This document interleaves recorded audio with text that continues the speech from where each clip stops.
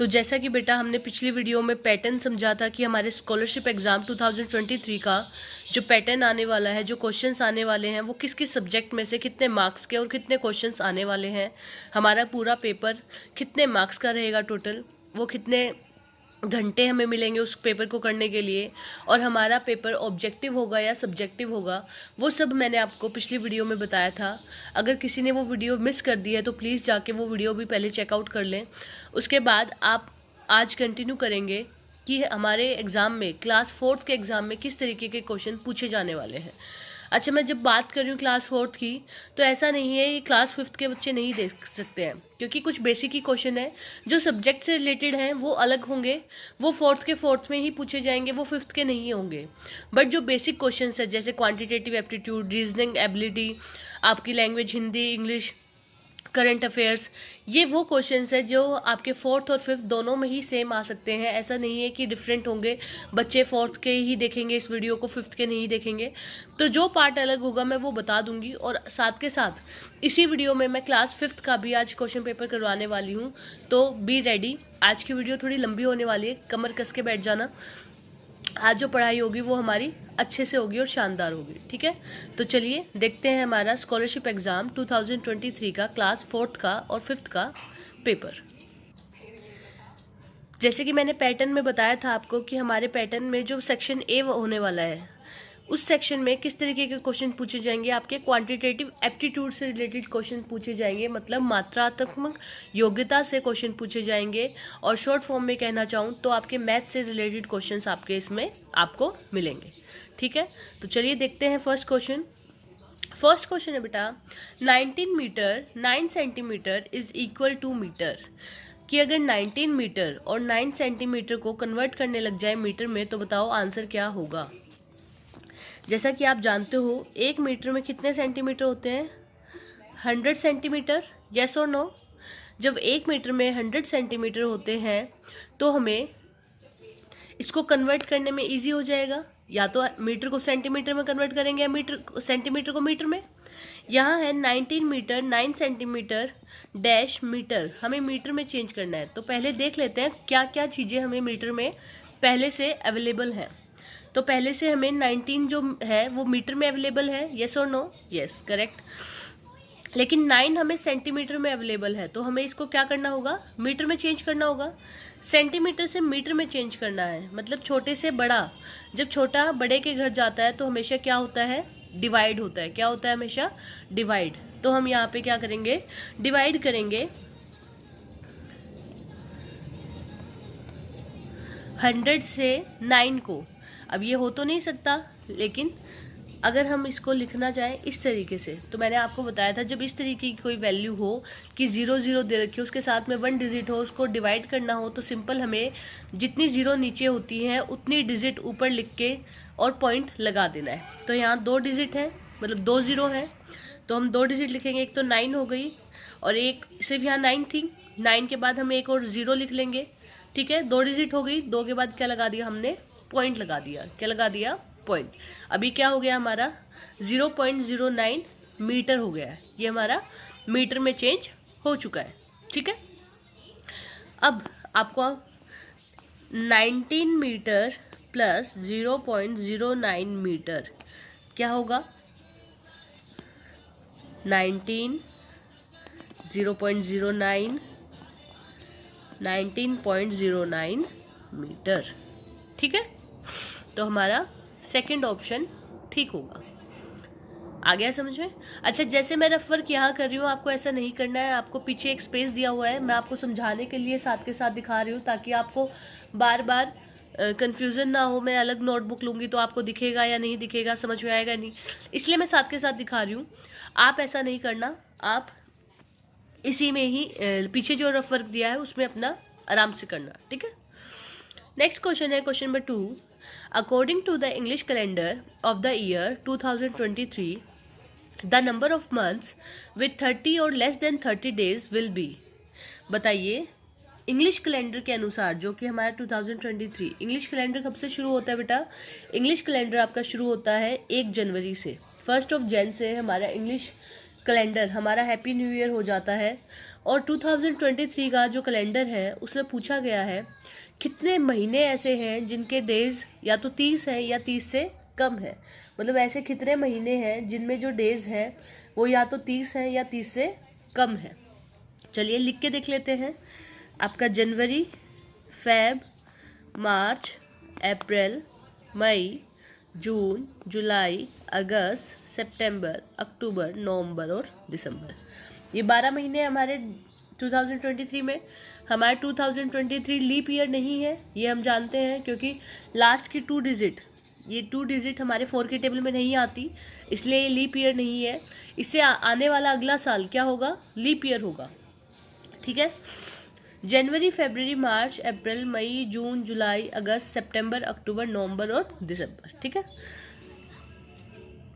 अब जनवरी में 31 डेज, फरवरी में 28, मार्च में फिर से 31, अगस्त में अप्रैल में 30, मई में 31, जून में 30, जुलाई में 31, अगस्त में 31, सितंबर 30, अक्टूबर में 31, नवंबर में 30 और दिसंबर में 31। तो कितने महीने ऐसे हो गए? एक तो आपका फरवरी, अप्रैल, फिर आपका जून, सितंबर और नवंबर, 1, 2, 3, 4 और 5 महीने ऐसे हो गए जिसमें आपके या तो 30 दिन है या 30 से कम दिन है। ठीक है। तो 5 ऑप्शन, इसको हम टिक कर देंगे, 5 ऑप्शन टिक है। ठीक है। नेक्स्ट क्वेश्चन है, what will be the difference between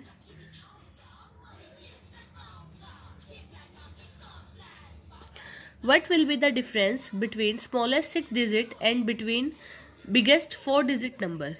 बताइए। स्मॉलेस्ट सबसे छोटी 6 संख्याओं का नंबर और सबसे बड़ी 4 अंकों की संख्या का अंतर कितना होगा, का डिफरेंस कितना होगा? लिख के देख लेते हैं।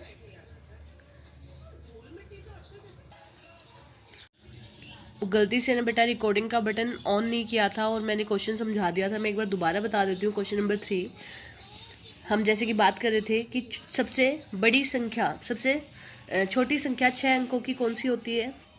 1 लाख, ये 6 डिजिट है, इसमें 1 2 3 4 5 6। ये स्मॉलेस्ट 6 डिजिट नंबर है, यस और no? Yes. Biggest 4 digit number क्या होता है? 9999। ठीक है। आपस में इनको क्या करना है? सब्ट्रैक्ट करना है, डिफरेंस बताना है इनका। ये 10 था, 10 में से इसको एक कैरी किया, ये 10 हो गया, ये 9 बच गया। ये 10 था, इसको एक कैरी दिया, ये 10 हो गया, ये 9 रह गया। इसने इसको एक कैरी दिया, ये 10 हो गया, ये 9 रह गया। इसने इसको एक कैरी दिया, ये 10 हो गया और ये 9 रह गया। 10 में से 9 गए 1, 9 में से 9 0, 9 में से 9 0, 9 में से 9 0 और ये 9। तो 90,000 आपका क्या हो गया? 90,001 आपका आंसर हो गया। तो इसमें जो ऑप्शन होगा वो कौन सा करेक्ट किया हमने? ऑप्शन नंबर 3 हमारा आंसर होगा।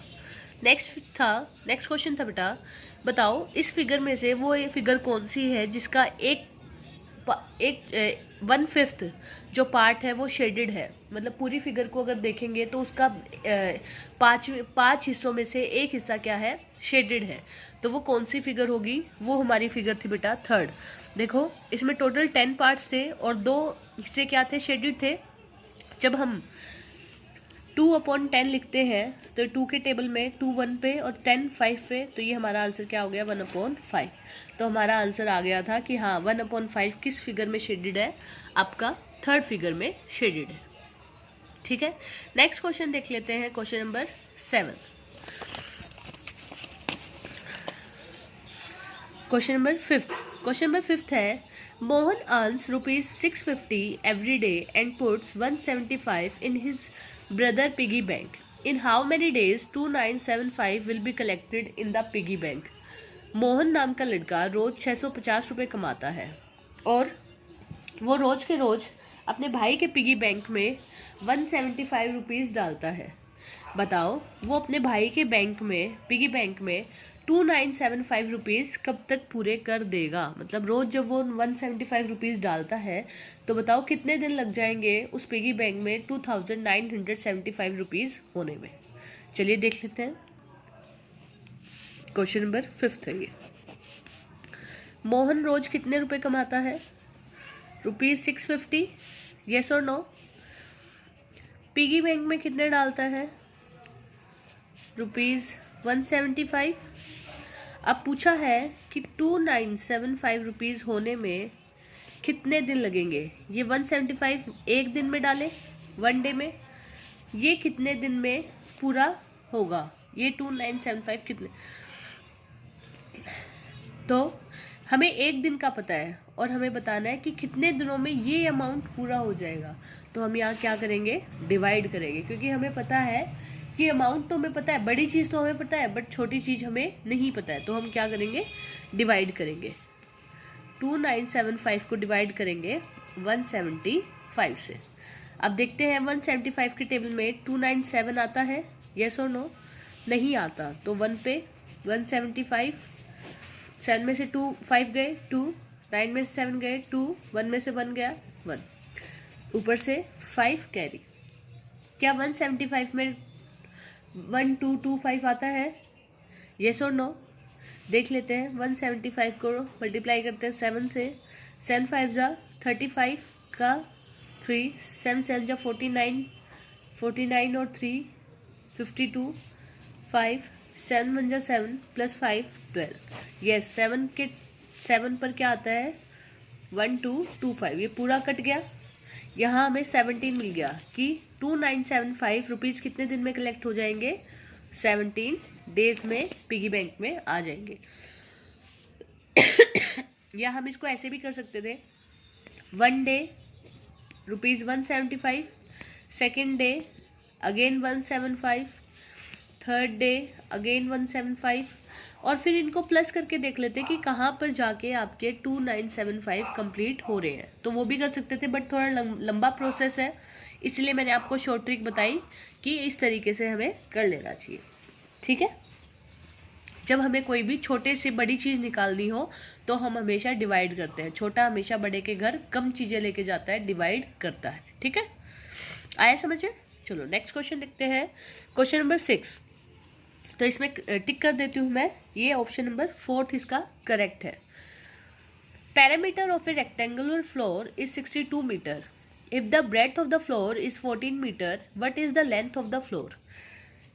एक रेक्टेंगुलर फ्लोर का जो पैरामीटर है, जो उसकी बाउंड्री है, वो कितनी है? 62 मीटर। बताओ, अगर फ्लोर की जो ब्रेड्थ है, जो चौड़ाई है, वो कितनी है? 14 मीटर है। तो बताओ पूरे फर्श की जो लंबाई है वो कितनी होगी? उस फर्श की पूरी लंबाई कितनी होगी वो हमें बताना है। ये मैं यहीं पे आपको सोल्व करके दिखाती हूँ। एक रेक्टेंगुलर फ्लोर है इस तरीके से, इसकी बाउंड्री बता रखी है। पैरामीटर क्या होता है? किसी भी चीज़ की बाउंड्री, उसको हम प्लस कर देते हैं तो क्या आ जाता है हमारा? पैरामीटर। इसका पैरामीटर दिया हुआ है 62 मीटर। फिर बताया हुआ है जो ये ब्रेड्थ है, ये जो चौड़ाई है, ये कितनी है? 14 मीटर। अगर ये चौड़ाई 14 है तो ये कितनी होगी? ये भी 14 होगी, बिकॉज रेक्टेंगुलर में क्या होता है? लेंथ और ब्रेड्थ क्या होती है? 2 बार प्लस होती है। मतलब ये लेंथ और ये लेंथ बराबर, और ये लेंथ, ये ब्रेड्थ और ये ब्रेड्थ बराबर। तो हमें पता चल गया कि ब्रेड्थ टोटल में कितनी है? ब्रेड्थ टोटल में 14 प्लस में 14 मतलब 28 मीटर। अब अगर 62 टोटल में से ये दोनों हमें पता है कि 28 है, तो अगर हम इनको माइनस करेंगे तो हमें पता चलेगा ये और ये क्या है, दोनों ये आ जाएंगी। तो 62 में से जब 28 माइनस करेंगे तो 34 मीटर। ये कौन कौन सी आई? ये लेंथ भी और ये लेंथ भी, दोनों क्या होती है? इक्वल होती है। जब दोनों चीज़ें इक्वल होती हैं तो उसको 2 से हम क्या कर देंगे? डिवाइड कर देंगे। क्या कर देंगे? डिवाइड कर देंगे। तो जब 2 से 34 को डिवाइड करेंगे तो किस पे कटेगा? 17 मीटर पे। किस पे? 17। मतलब एक साइड की लेंथ क्या होगी? 17, और दूसरी साइड की भी लेंथ क्या होगी? 17। तो हमें पता चल गया कि हमारी लेंथ की जो वो है, लंबाई है, जो हमारी लंबाई है वो कितनी है? 17 मीटर। कितनी है? 17 मीटर। आया समझ में? चलिए नेक्स्ट क्वेश्चन देखते हैं बेटा। नेक्स्ट क्वेश्चन है, which of the following statement about triangle is wrong? हमें बताना है त्रिभुज के बारे में निम्नलिखित में से कौन सा कथन गलत है। कि ट्राइंगल के बारे में जो बातें यहाँ लिखी हुई है उसमें से वो कौन सी बात है जो कि गलत है ट्राइंगल के बारे में। चलिए देखते हैं, एक एक करके पढ़ते हैं, पता चल जाएगा कि कौन सी बात ठीक है और कौन सी बात गलत है। पहला है ट्राइंगल हैज़ 3 साइड्स। पहले फिगर बना लेते हैं। ये हमारा क्या हो गया, ट्राइंगल। ट्राइंगल वही जिसमें 3 साइड्स होती हैं। यस, 1 2 3, 3 साइड्स है, करेक्ट, ये ठीक है, ये ऑप्शन गलत नहीं है। नेक्स्ट है ट्राइंगल हैज़ 3 एंगल्स। क्या ट्राइंगल्स के 3 एंगल्स होते हैं? यस, 3 एंगल्स होते हैं और इन एंगल्स का सम कितना होता है? 180 डिग्री। ट्राइंगल के तीनों सम्स का तीनों एंगल्स का जो सम होता है वो कितना होता है? 180 डिग्री। ये भी करेक्ट है, ये भी गलत नहीं है। Triangle has 3 vertices. क्या त्रिभुज में 3 शीर्ष होते हैं? 3 केंद्र होते हैं? क्या 3 केंद्र होते हैं? नहीं, यहाँ तो सिर्फ एक ही होगा, 3 तो नहीं होंगे। Triangle has 3 diagonals. क्या ट्राइंगल में 3 डायगनल 3 विकर्ण होते हैं? चलिए देख लेते हैं। 1, यहाँ से 2 और यहाँ से 3। हाँ, 3 डायगनल तो लग रहे हैं, तो ये भी ठीक होगा। तो हमारी गलत स्टेटमेंट कौन सी हुई? ये वाली, ट्राइंगल हैज़ 3 वर्टेसेस। इसमें 3 शीर्ष होते हैं? नहीं, ऐसा नहीं होता है, इसमें सिर्फ एक ही वर्टेसेस होता है। चलिए नेक्स्ट क्वेश्चन देखते हैं बेटा। नेक्स्ट क्वेश्चन, इस तरीके के क्वेश्चन आपसे पूछ लेगा कि कोई फिगर दे देगा या कोई एक स्टेटमेंट दे देगा और उससे रिलेटेड 3-4 क्वेश्चन नीचे आपसे पूछ लिए जाएंगे। तो इस बात का भी ध्यान रखना कि आप वो स्टेटमेंट या वो फिगर अच्छे से पढ़ो और फिर उन क्वेश्चंस को आप सॉल्व करो, ठीक है। Look at the chart and select correct answer for questions. The following chart shows the month of year and temperature reached in the given month.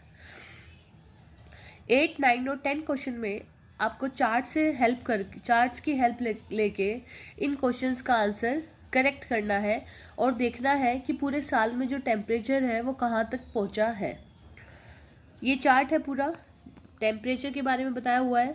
ये 0 से 50 तक और ये जनवरी से सितंबर तक का टेम्परेचर बता रखा है कि जनवरी मंथ में कितना टेम्परेचर था, फेब में, मार्च में, अप्रैल में, मई में, जून में, जुलाई में, अगस्त में और सितंबर में, ठीक है।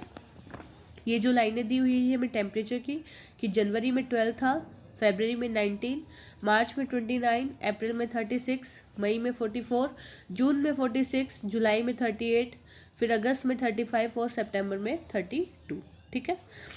पूछा है क्वेश्चन नंबर 8 में, which is the hottest month. सबसे गर्म महीना कौन सा है? बताओ इस चार्ट के अकॉर्डिंग कि सबसे गर्म महीना। आपको यहाँ पे अपना दिमाग नहीं लगाना है, सिर्फ आपको क्वेश्चन को देखना है, क्वेश्चन में क्या बोल रखा है उसका आंसर उससे रिलेटेड करके यहाँ देखना है। आपको यहाँ जनरल नॉलेज नहीं लगानी है कि नहीं हमारे यहाँ तो ये वाला महीना सबसे ज़्यादा गर्म होता है, मई का महीना सबसे ज़्यादा गर्म होता है। नहीं, जो क्वेश्चन में दिखा रखा है उसके अकॉर्डिंग आपको नीचे आंसर करेक्ट करना है। कभी भी अपनी तरफ से इसमें कोई विचार नहीं लगाना है। अब देख लेते हैं, इन्होंने पूछा है सबसे गर्म महीना। सबसे गर्म महीना वही होगा जहाँ पे टेम्परेचर सबसे ज़्यादा होगा, सबसे अधिक होगा। जहाँ पे टेम्परेचर सबसे अधिक होगा मतलब वही महीना क्या होगा? सबसे ज़्यादा गर्म। जनवरी में 12, फरवरी में 19, मार्च में 29, अप्रैल में 36, मई में 44, जून में 46, फिर जुलाई में 38, अगस्त में 35, सितंबर में 32। तो जो सबसे ज़्यादा हमें दिख रहा है वो 46 दिख रहा है, 46। और ये कौन से मंथ में है? आपका जून महीने में है, जून के महीने में। तो सबसे गर्म महीना कौन सा हुआ? हमारा जून का मंथ। तो हमने इसको जून को टिक कर दिया है, ठीक है। नेक्स्ट है, which is the second most cold month. अब हमें बताना है कि बताओ इन महीनों में से सबसे ठंडा दूसरे नंबर पर महीना कौन सा है। ठंड में की बात करें तो बताओ किस महीने में दूसरे नंबर पर सबसे ज़्यादा ठंड है। तो ठंड है मतलब टेम्परेचर गिरा हुआ होगा, नीचे होगा, कम होगा। तो देखते हैं दूसरे नंबर पर टेम्परेचर कहाँ पर कम है। जनवरी में 12 है, क्या इससे कम कोई है? नहीं, इससे कम कोई नहीं है, तो मतलब ये पहले नंबर पे हुआ। फरवरी में 19 है, फरवरी में 19 मतलब ये दूसरे नंबर पे हुआ। मार्च 29 3 नंबर पे, लेकिन हमें कौन सा बताना था? सेकंड पे जो सबसे ठंडा है, मतलब सेकंड ऐसा जो सबसे ठंडा है। तो सबसे ज़्यादा ठंडा तो जनवरी, लेकिन सेकंड नंबर पर फरवरी। तो हम यहाँ टिक करेंगे फरवरी को। ठीक है, आया समझ में। नेक्स्ट क्वेश्चन है question number 10। What is the difference between the temperatures of coldest and hottest month. बताओ सबसे ठंडा महीना और सबसे गर्म महीना, उनका जो टेम्परेचर है उनका डिफरेंस कितना है। तो हमने क्वेश्चन में जैसे देख लिया था कि सबसे गर्म हॉटेस्ट मंथ कौन सा था, आपका जून का temperature 46 degree Celsius. Coldest month कौन सा था सबसे ज़्यादा, जनवरी, इसका टेम्परेचर 12 डिग्री सेल्सियस। अब पूछा है इनका डिफरेंस कितना होगा, मतलब इन दोनों को आपस में माइनस करके बताओ इनका डिफरेंस कितना आया। जब इन दोनों को माइनस करेंगे तो 6 में से 2 गए 4 में से 1 गया 3, 34 डिग्री सेल्सियस। तो हमारा ए ऑप्शन क्या होगा, ठीक होगा। मतलब क्वेश्चन नंबर 10 में हमारा जो आंसर है वो क्या होगा, 34 डिग्री सेल्सियस। चलिए नेक्स्ट सेक्शन की तरफ देखते हैं बेटा। हमने सेक्शन ए कर लिया जो कि हमारा मैथ से रिलेटेड था, क्वांटिटेटिव एप्टीट्यूड से रिलेटेड। अब हम बात कर लेते हैं सेक्शन बी की, जो कि हमारा रीजनिंग एबिलिटी से जुड़ा हुआ है, तार्किक योग्यता। इसमें हमारे कुछ क्वेश्चंस होंगे जैसे ऑड वन आउट के, सीरीज़ के, पैटर्न के, जो कि हमें फॉलो करने हैं और उनका उसी तरीके से हमें आंसर देना है। पहला क्वेश्चन है इसी में ही, on what basis the following word group is similar. निम्नलिखित शब्द समूह किस आधार पर समान है। बताइए जो ये नीचे वर्ड्स लिखे हुए हैं इनका जो ग्रुप है वो सिमिलर किस तरीके से है, इनको किस कैटेगरी में, किस श्रेणी में आप डाल के एक सिमिलर नाम दे सकते हो या एक नाम से इन सबको बुला सकते हो कि हाँ ये इस नाम से बुलाए जा सकते हैं। पहला है जैसे मार्च, मई, अगस्त, अक्टूबर। बताइए ये सारे क्या हैं, साल है, मंथ है, टाइम है या वीक है, वर्ष है, माह है, समय है या सप्ताह है। तो ये सारे के सारे जैसे कि हम जानते हैं क्या है, हमारे मंथ्स है, मास है। तो ये ऑप्शन हमारा क्या होगा, ठीक होगा। ठीक है, नेक्स्ट क्वेश्चन है question number 12। Select the word to which the last word is related in the same way as the first word is related to the second word. उस शब्द का चयन करें जिससे अंतिम शब्द उसी प्रकार संबंधित है जैसे पहला शब्द दूसरे शब्द से संबंधित है।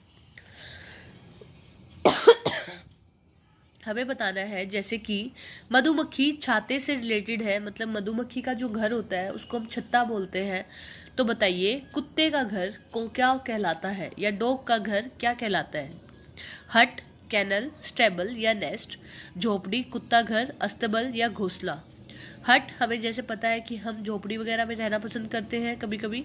अस्तबल घोड़े का होता है, घोंसला चिड़िया वगैरह का होता है, और कुत्ता घर किसका घर होगा, कुत्ते का। किसका, कुत्ते का। तो कैनल किसका घर हुआ, डॉग का। तो डॉग किससे रिलेटेड, कैनल से।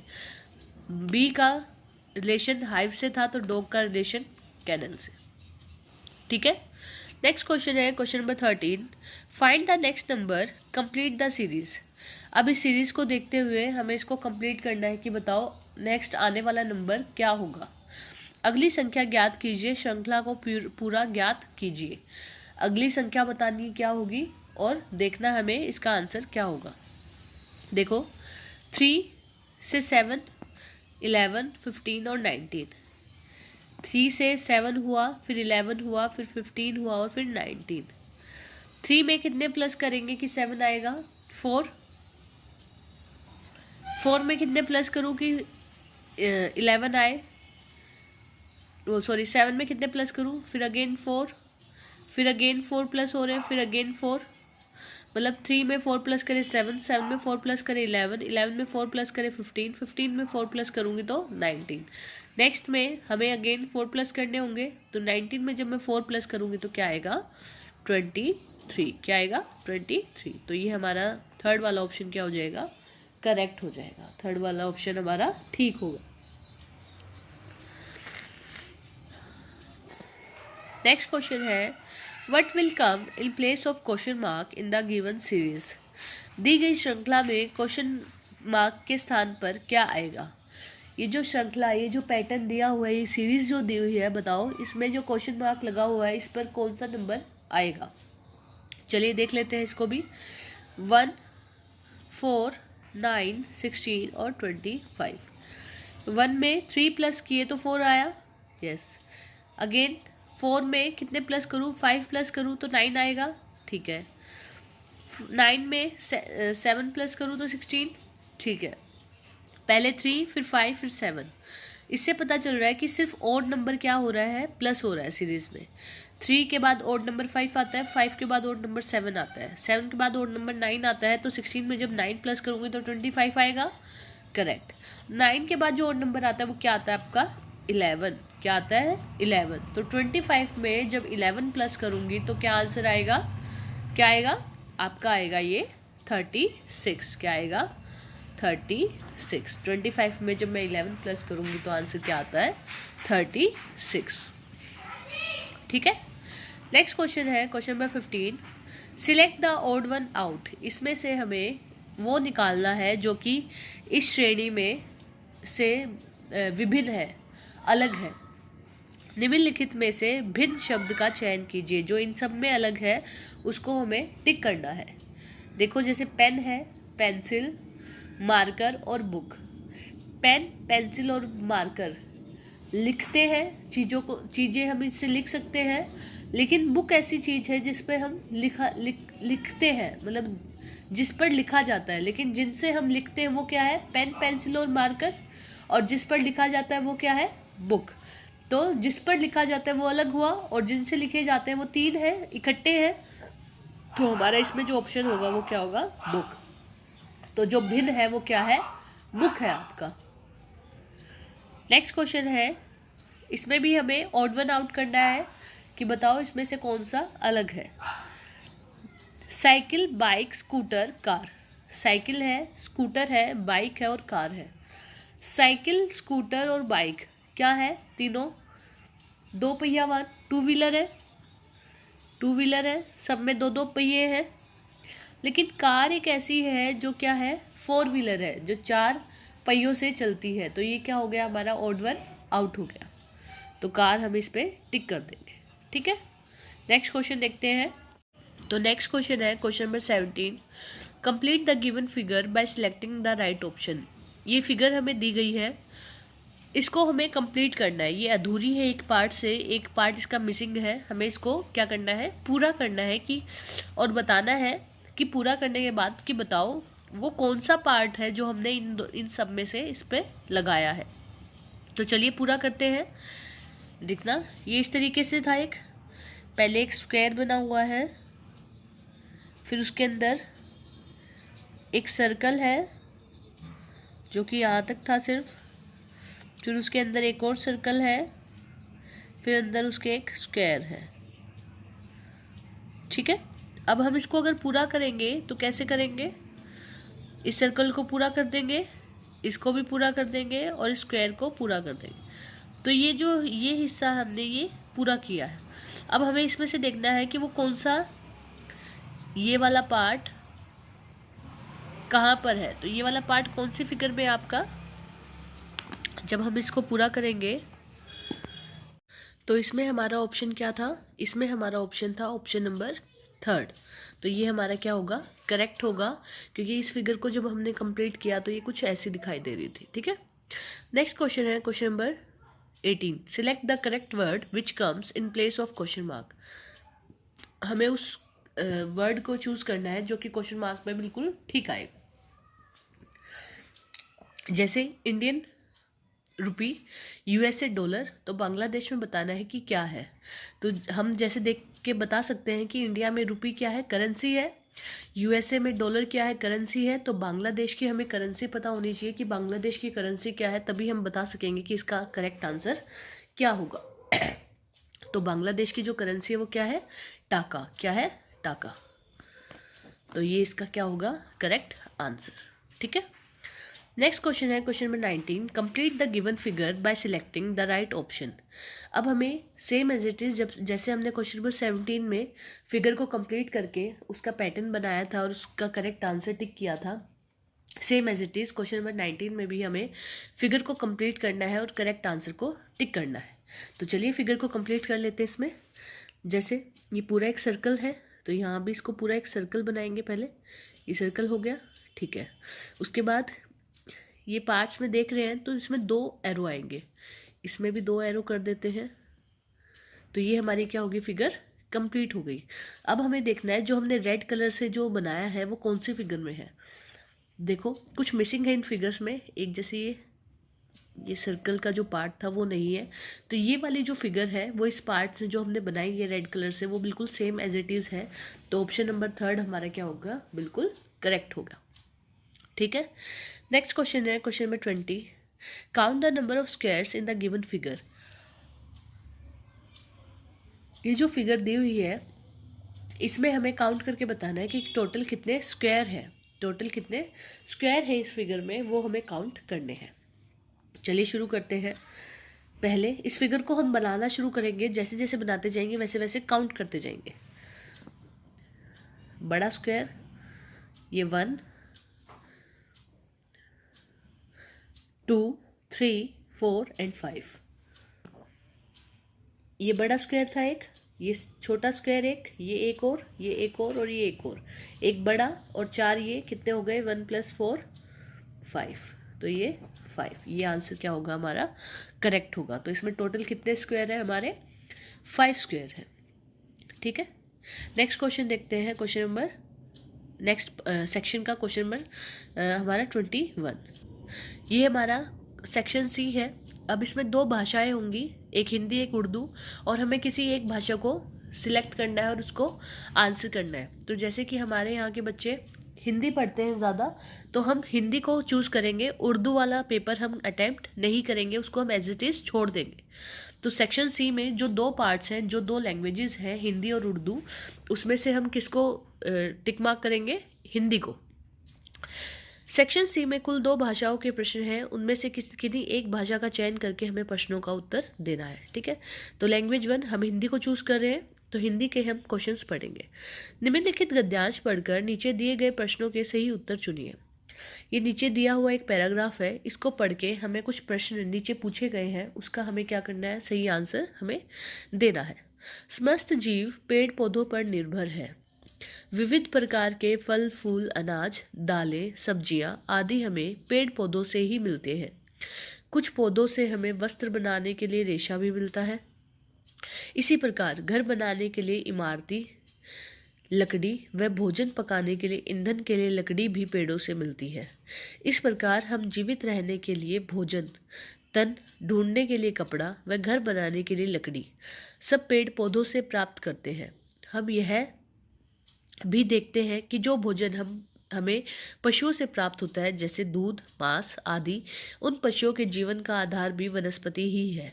अतः हमें यह मानना ही चाहिए कि पेड़ पौधों के बिना हमारा जीवन भी संभव नहीं है। पहले हम पूरा गद्यांश पढ़ेंगे, उसके बाद हम क्वेश्चंस पढ़ेंगे, जितने क्वेश्चंस हमसे इसमें से पूछे गए हैं वो सारे के सारे क्वेश्चंस पढ़ेंगे हम। अच्छा, लैंग्वेज में से जो जैसे हिंदी का और इंग्लिश का है, उन दोनों में से, दोनों सेक्शंस में से, मतलब सेक्शन सी और सेक्शन डी में से हमसे 5-5 क्वेश्चन पूछे जाएंगे, और हर एक क्वेश्चन कितने मार्क्स का होगा, 2 मार्क्स का। मतलब पेपर में दिए गए 60 के 60 क्वेश्चन कितने नंबर के हैं, 2 नंबर के हैं, इसलिए हमारा पेपर 120 नंबर का है। हमने पैराग्राफ पढ़ लिया, अब पूरा हम इसके क्वेश्चंस पढ़ लेंगे सारे। समस्त जीव किस पर निर्भर है? कौन सी वस्तु हमें पेड़ों से प्राप्त नहीं होती? निम्नलिखित में से कौन संज्ञा शब्द नहीं है? पेड़ पौधे न हो तो कौन सा शब्द पेड़ का पर्यायवाची नहीं है?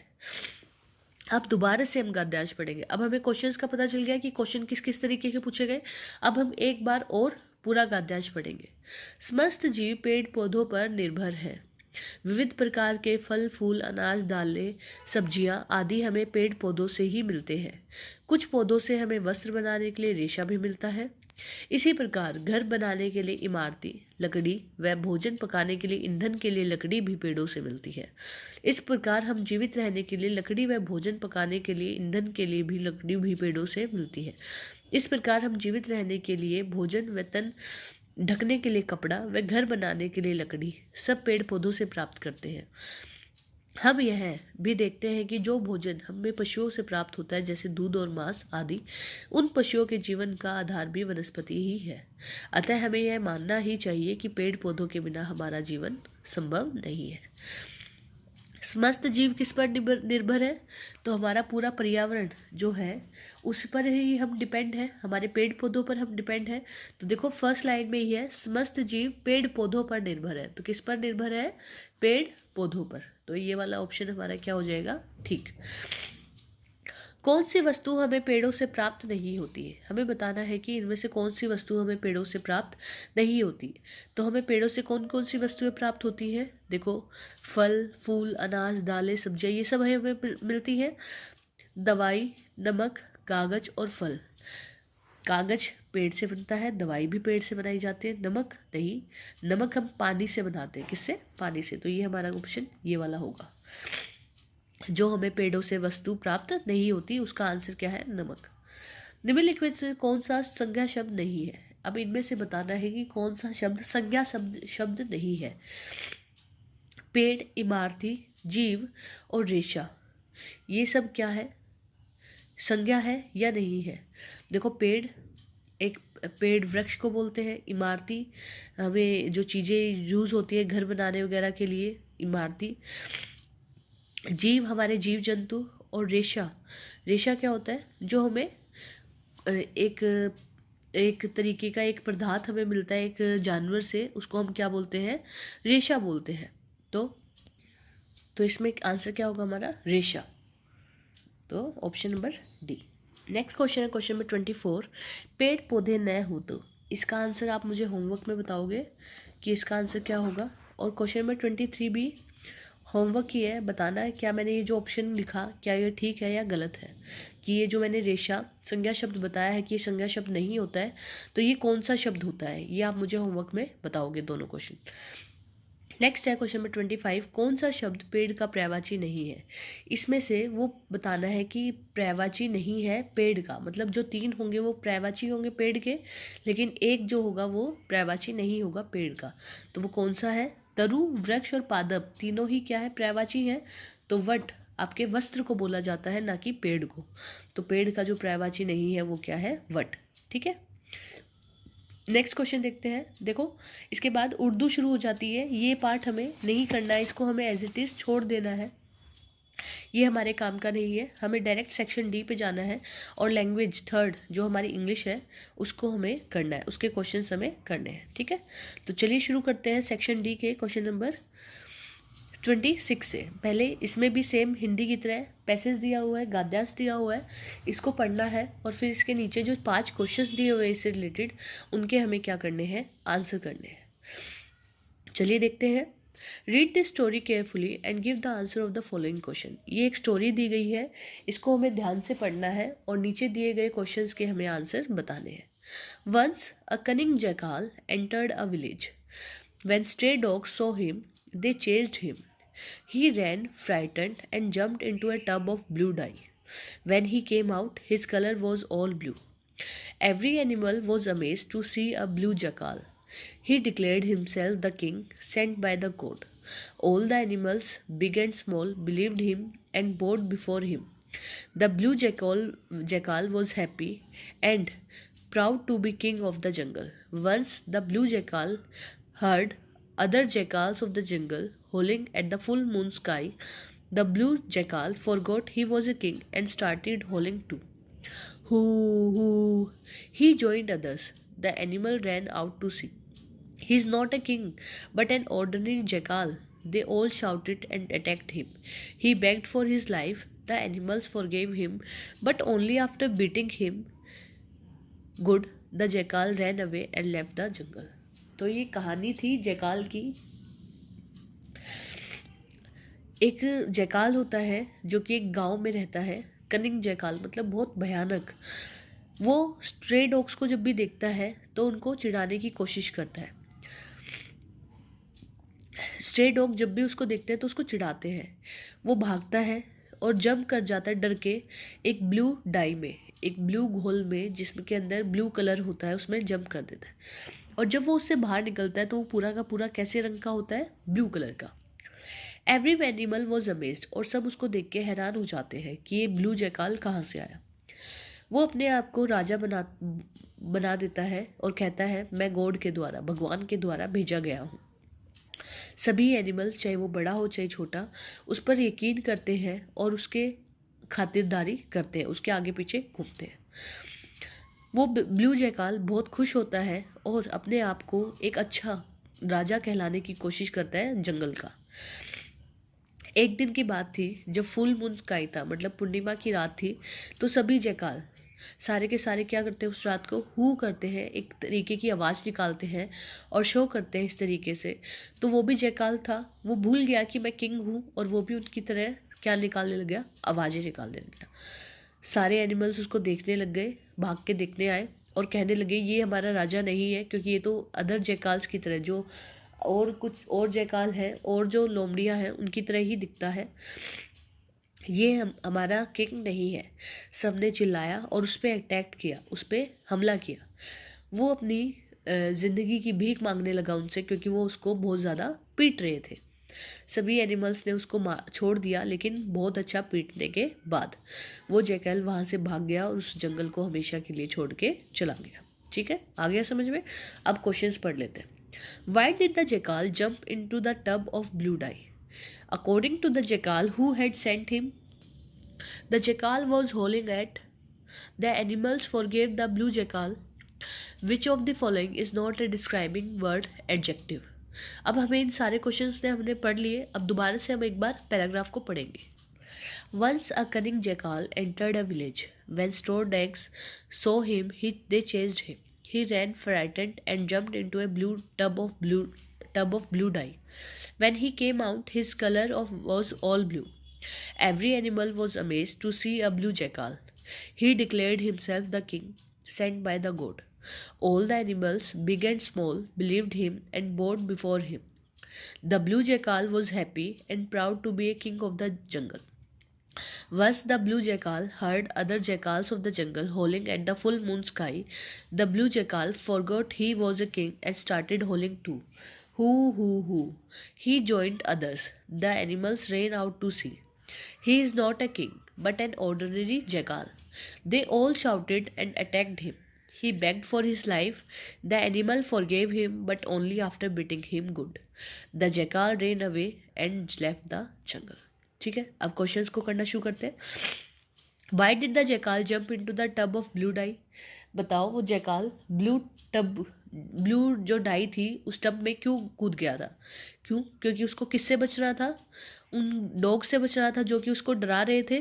To escape from stray dogs, या फिर to check the colour of the die, या टू बोथ, या नन ऑफ दिस। तो उसे उन कुत्तों से बचना था, उन आवारा कुत्तों से बचना था, इसलिए वो उस ब्लू डाई में कूद गया था। नेक्स्ट क्वेश्चन है question number 27। According to the jackal who had sent him? बताओ जैकाल ने जब कहा था कि मुझे किसने भेजा है? भगवान ने। किसने?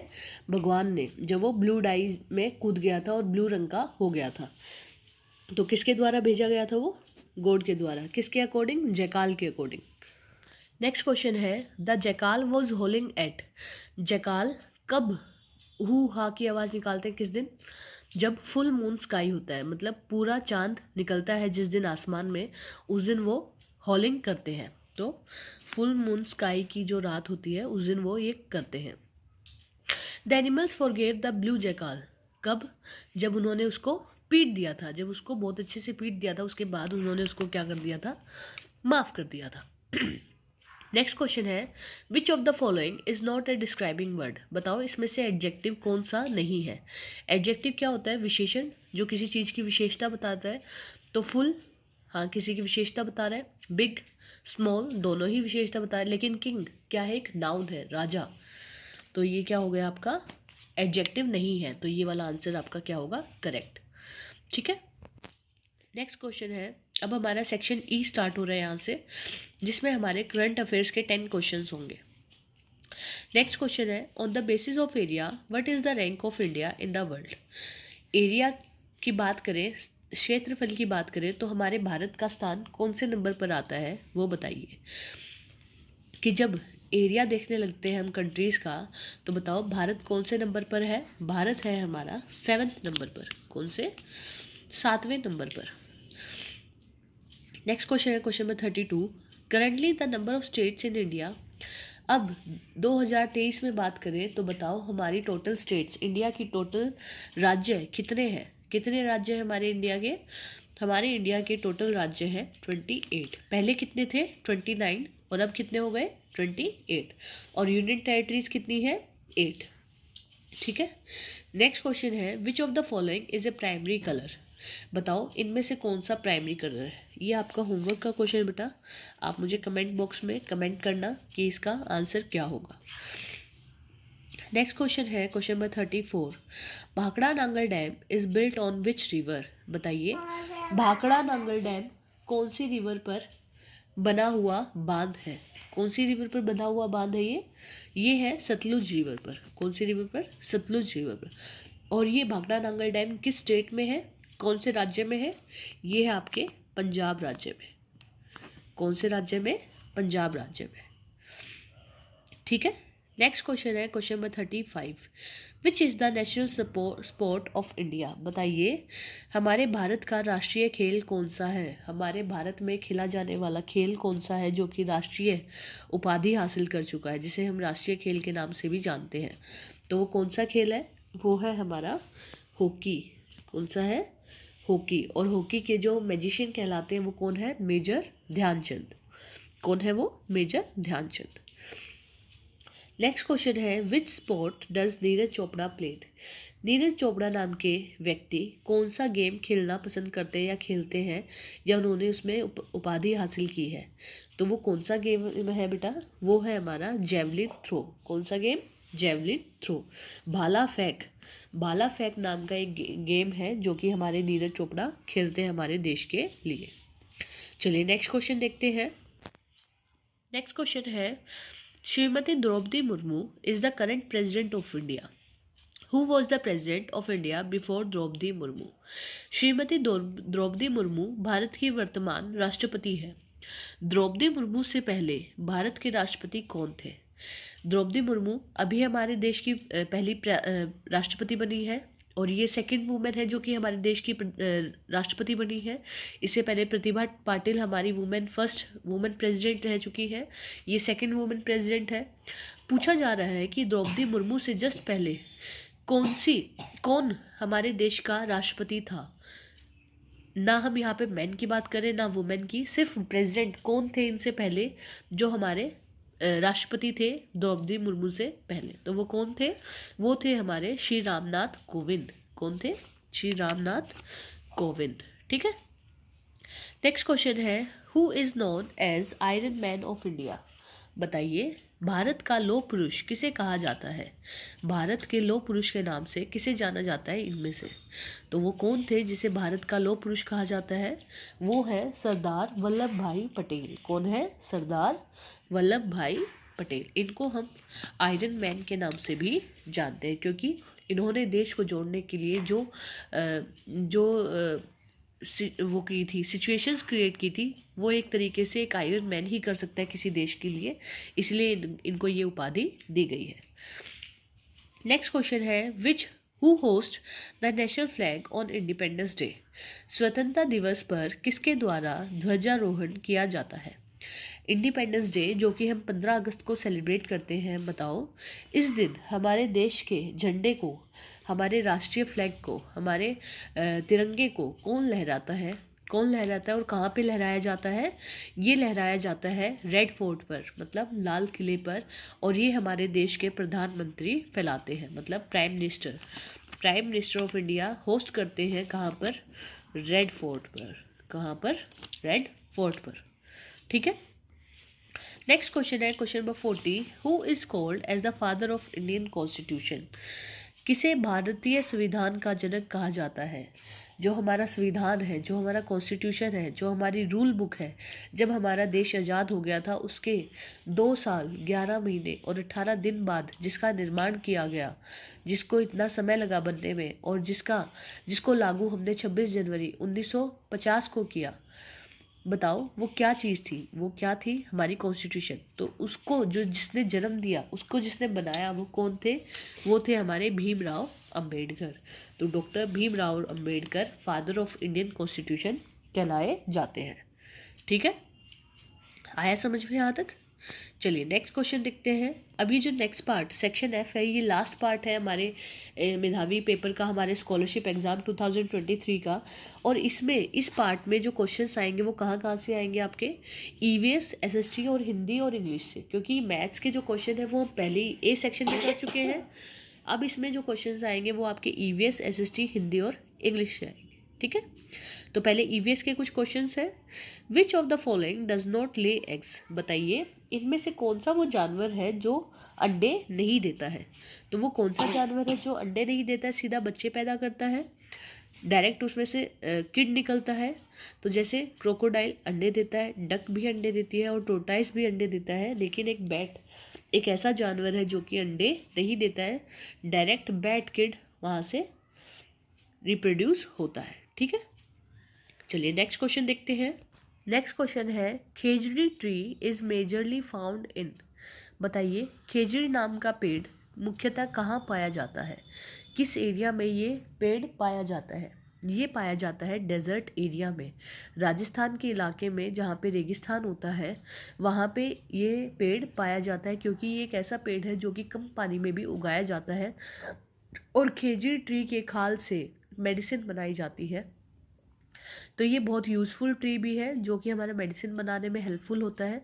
और ये कम पानी में उगाया जाने वाला एक पेड़ है और ये डेजर्ट एरिया में पाया जाता है।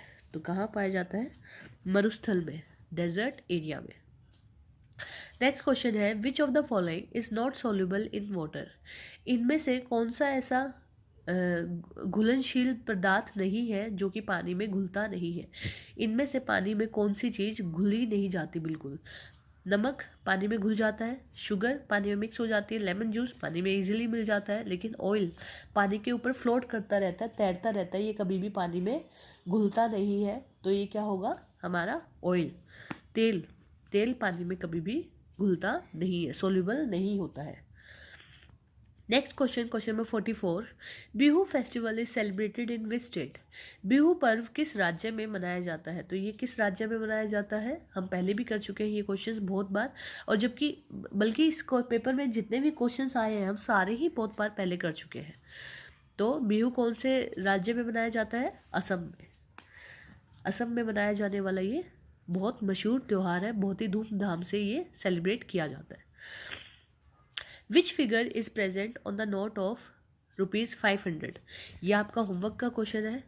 मुझे बताना 500 का नोट देख के कि बताओ 500 के नोट पर किसकी फिगर छपी हुई होती है हमारे 500 के नोट पर।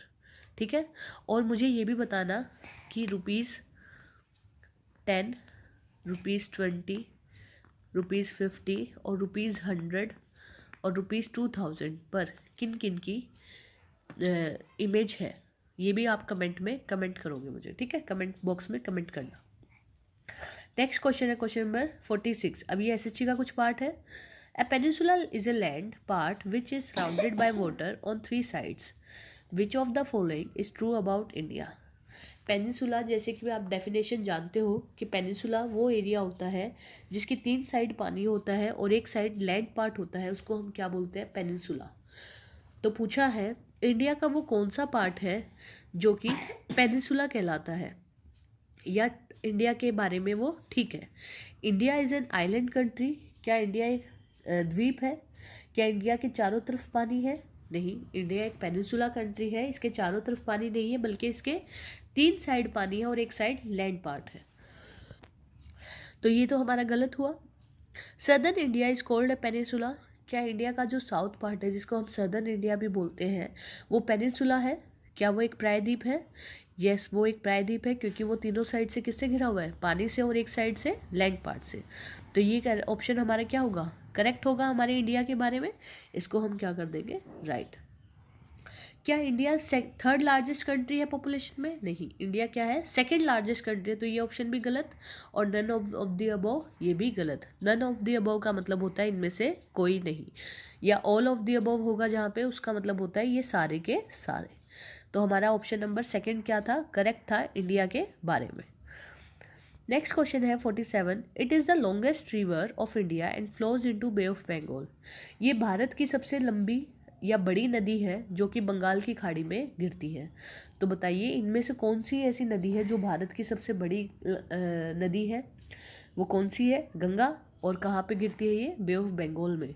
और ये ब्रह्मपुत्रा के साथ मिलके क्या बनाती है? एक डेल्टा। क्या बनाती है? डेल्टा, जो कि सुंदरबन डेल्टा के नाम से फेमस है और वर्ल्ड का सबसे बड़ा डेल्टा भी है। तो गंगा रिवर सबसे बड़ी नदी है और जो बे ऑफ बंगाल में गिरती है। नेक्स्ट क्वेश्चन है question number 48। Which statement is not true about water? इनमें से कौन सा कथन पानी के बारे में सत्य नहीं है, मतलब ठीक नहीं है? पानी 100 डिग्री पर उबलता है। Yes, correct. क्या पानी 0 डिग्री पर जम जाता है? यस, ये स्टेटमेंट भी करेक्ट है। Sea water can be use for drinking. क्या हम समुद्र का जल पीने के योग्य होता है?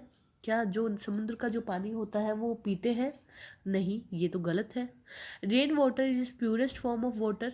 क्या जो बारिश का पानी होता है वो बिल्कुल शुद्ध पानी होता है? Yes, this is correct. तो ये तीनों फर्स्ट, सेकंड और फोर्थ बिल्कुल करेक्ट चीज़ें हैं पानी के बारे में, वाटर के बारे में। लेकिन जो ऑप्शन नंबर 3 है कि समुद्र का पानी हम पीने के लिए योग्य है, पीने के लिए यूज़ करते हैं, वो ऑप्शन क्या है हमारा? गलत है। तो ये ऑप्शन इस क्वेश्चन के अकॉर्डिंग क्या होगा? ठीक होगा। इसमें पूछा था नॉट ट्रू, तो नॉट ट्रू स्टेटमेंट कौन सी है? हमारी 3rd वाली। ठीक है। नेक्स्ट क्वेश्चन है क्वेश्चन नंबर 49।